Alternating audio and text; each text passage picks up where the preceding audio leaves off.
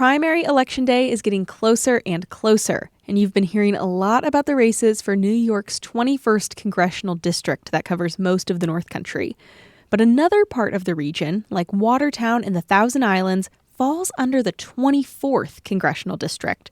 Republican Claudia Tenney currently holds the seat, and two Democrats are vying to challenge her in the general election this fall. That's today's Story of the Day.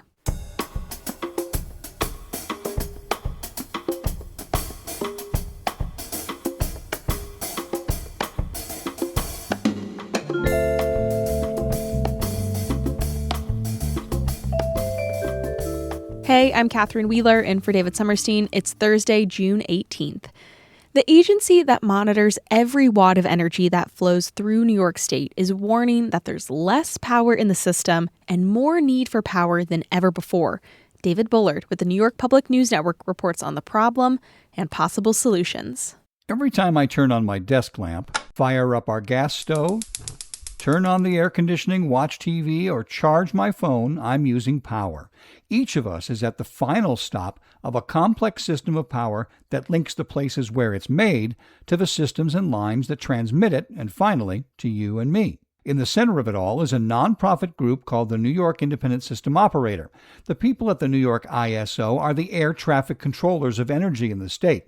They route power from the many places where it's made to the millions of places where it's needed. They watch every watt of power, and they have a message. The electric grid is at an inflection point. That's Senior Vice President Kevin Lanahan of the ISO. We need to build new resources because our energy reserves are declining to a point where we have great concerns with operating the system, especially when demand is like what we experienced last June during the heat wave or last February during the deep freeze. Older power plants are shutting down, and there's not enough new power coming in to fill the gap.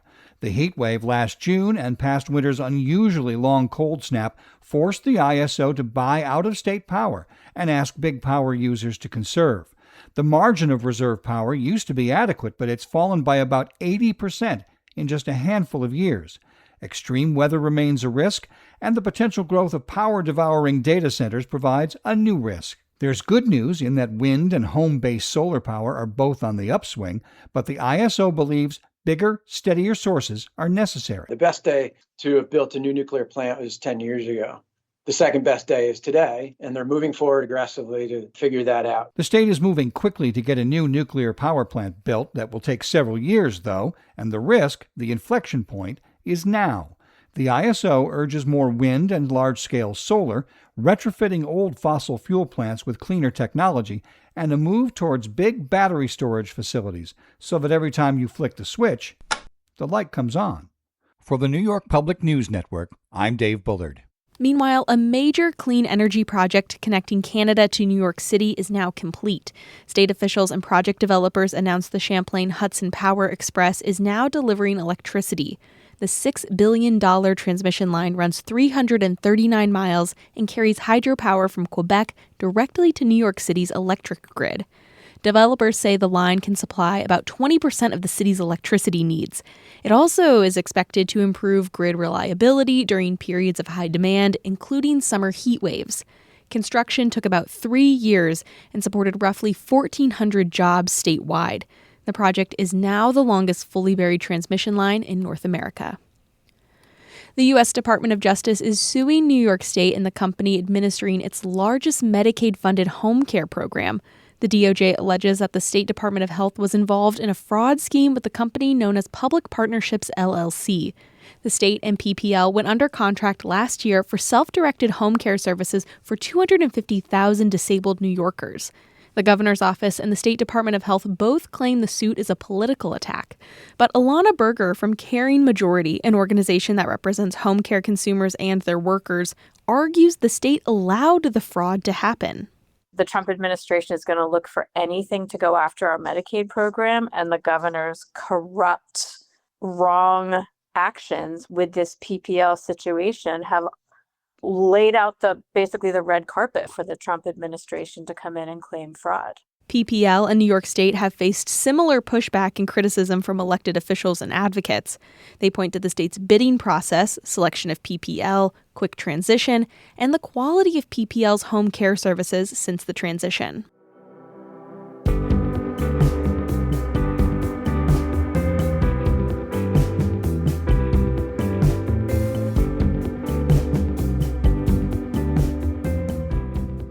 Last week, you heard about the primary candidates running in New York's 21st Congressional District. They're vying to succeed Republican Elise Stefanik and represent most of the North Country in D.C. The rest of the region, from the Thousand Islands down to Watertown, falls in New York's 24th Congressional District. It also snakes its way along the shores of Lake Ontario all the way out to western New York. Republican Claudia Tenney currently holds that seat, and she's running for re-election. Kara Chapman has more on the two Democrats who want to defeat her. Alyssa Ellman is an Army combat veteran, cancer survivor, and lifelong resident of Western New York. She says she lost her job at the Buffalo VA in the first round of cuts implemented by the Trump administration's Department of Government Efficiency last year. And that kind of lit a fire under my butt to run for Congress because I was so disappointed in the leadership that we currently have. Ellman's opponent in the Democratic primary for New York's 24th Congressional District is Diana Kastenbaum. She's the former CEO of a manufacturing company in Genesee County, where she grew up and now lives. Last year, Kastenbaum co-founded Concerned Citizens for NY-24. The group was a response to what she says are President Donald Trump's actions against the Constitution and people's rights. She says those actions are why she's running for Congress. I have a purpose to make sure that, I can get in there and hopefully, fix or repair or start all over again all the damage that's been done by the administration. Affordability is a big focus of both women's campaigns. They each cite energy and childcare costs as major issues for residents of NY-24. Ellman says she wants to see scaling electric rates, where the less energy you use, the lower your rate is. And she thinks public school education should be extended down to age 2.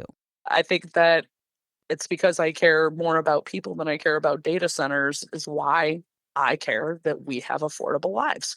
Kastenbaum says the cost of housing is a concern, but that the number one thing for her is health care. She says caring for her father and husband at the end of their lives shaped the changes she wants to see in the U.S. health system. We do need to be moving towards single payer because healthcare costs are bankrupting families. The two women have different strategies for how they're hoping to flip NY-24, which is rated as solid Republican by the nonpartisan Cook Political Report. Incumbent Congresswoman Claudia Tenney won the district by more than 30 points in 2024.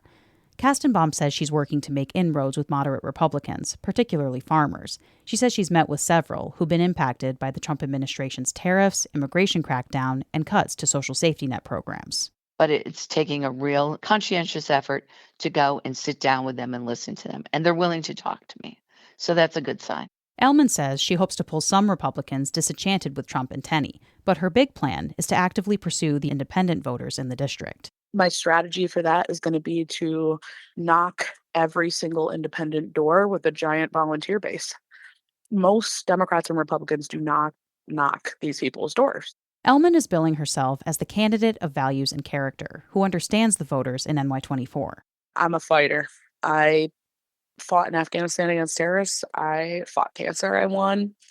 And I'm going to fight for the people in this district in a way that they've never had a congressperson fight for them before. On why Democrats should send her to the general election, Kastenbaum says it's her life experience that sets her apart. I come to the table with not only knowledge and expertise about subjects, but also curiosity to want to know. And I come to the table with a ton of business experience. Both women say they'll support whoever wins the Democratic primary next week. They say the main goal is flipping the seat and defeating Claudia Tenney. Kara Chapman, North Country Public Radio. Early voting in the primary ends this Sunday. The election is this coming Tuesday, June 23rd. You can find all our election coverage at ncpr.org/election. And we have all sorts of other news all the time on our website, ncpr.org. Music today from the Wickmore Jazz Trio and a famous letter writer, both out of Plattsburgh. I'm Catherine Wheeler, North Country Public Radio.